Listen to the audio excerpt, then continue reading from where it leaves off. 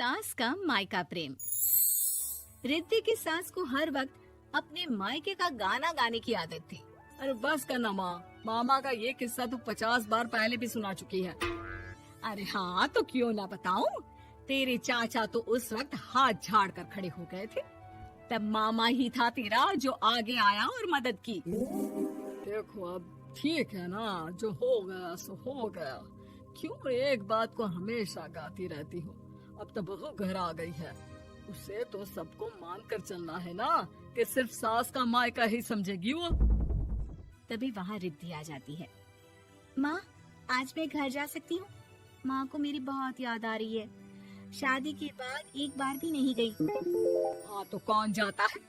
अरे मेरी शादी के बाद जब मैं विदाई होकर आई, इतना बड़ा ससुराल मेरा, खाने वाले 10 लोग और बनाने वाली मैं सिर्फ एक। ऐसा लग रहा था जैसे सिर्फ खाना बनाने के लिए ही ब्याह किया है।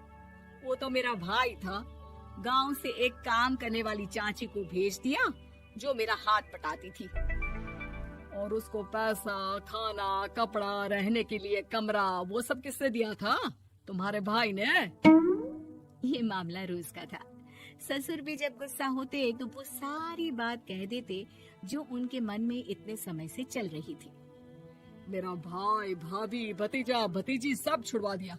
मैंने जीवन भर सिर्फ तुम्हारे परिवार वालों से निभाया, लेकिन अब भी चैन नहीं है तुमको। बहू के सामने सास को लगा कि उसकी बेइज्जती हो रही है। अब सुन बहू, अपने कमरे में जा, कहीं नहीं जाना मायके वायके। घर का काम कौन करेगा? पड़ोसन। बहू समझ जाती है मामला गर्म चल रहा है। कमरे में जाने में ही भलाई है। कमरे में क्या है? तुम्हारी माँ हर वक्त चिक चिक चिक चिक करती रहती है। कल ताई मिली थी तुम्हारी मुझे, लेकिन मजाल है सासू माँ की उन्होंने एक बुराई की हो, लेकिन सासू माँ हाँ, जब देखो तब ससुराल के लोगों की बुराई करती रहती है। बेचारे पापा जी कितना मिस करते हैं अपने घर वालों को। मेरा तो बड़ा मन करता है कि ताऊ जी, चाचा जी और सब मिलकर रहे, ना साथ रहे लेकिन आना जाना तो ठीक से रखे।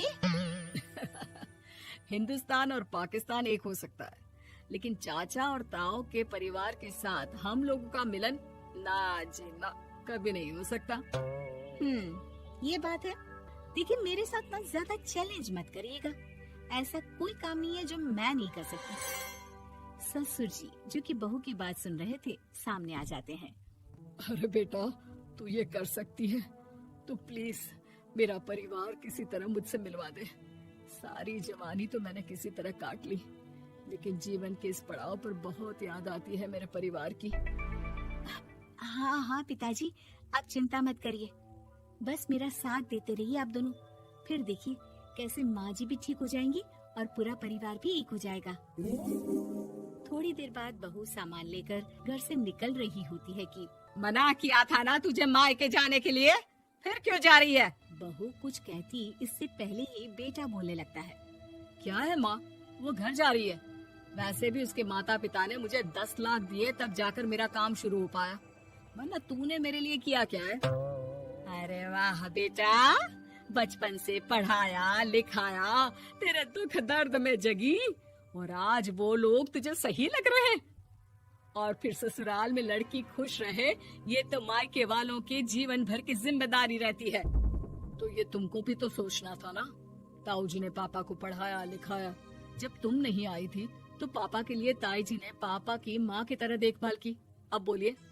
अरे तू कुछ नहीं जानता बेटा, तेरे पापा को सब पता है, तभी वो उन लोगों से वास्ता नहीं रखते।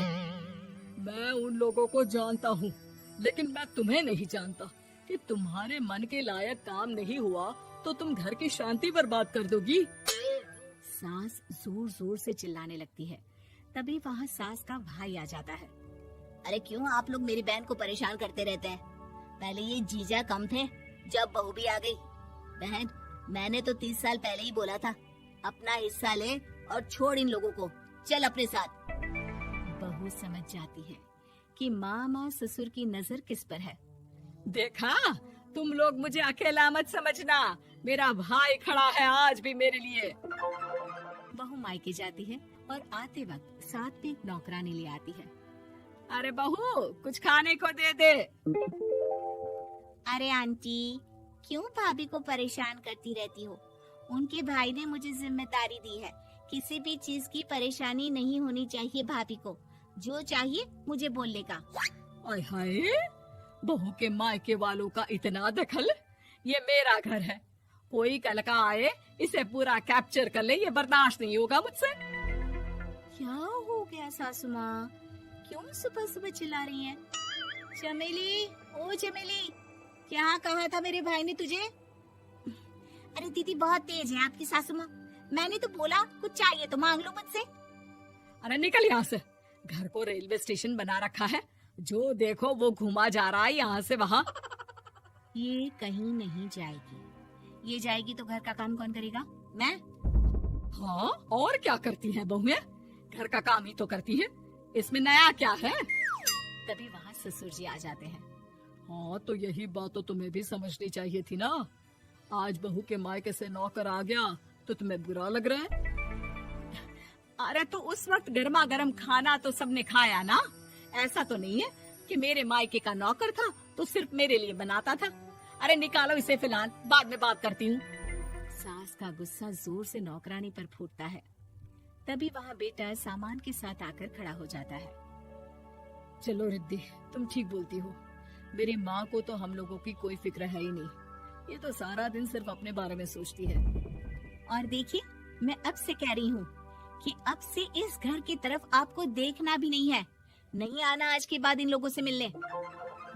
हाँ, बस कभी कभी दिन में 2 बार मिलने आ जाओ। नहीं, बिल्कुल नहीं। ससुर झूठा नाटक करते हुए। मेरी बीवी ने मुझे मेरे ही परिवार से दूर कर दिया, आज बहू मेरा इकलौता बेटा दूर कर रही है। हाय, कैसे जीऊंगा मैं? वाह, वो भाई जो आपको बेटे की तरह मानता था, उन्हें छोड़ने में तो दुख नहीं हुआ।